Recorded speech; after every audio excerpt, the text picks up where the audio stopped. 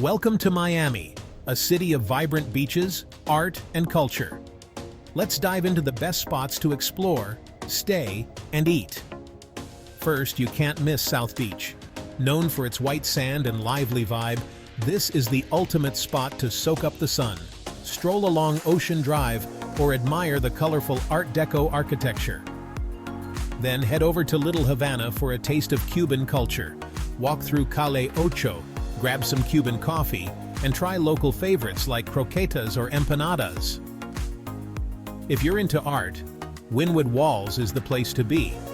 It's an open-air museum with incredible street art and murals that give you the perfect Instagram moment.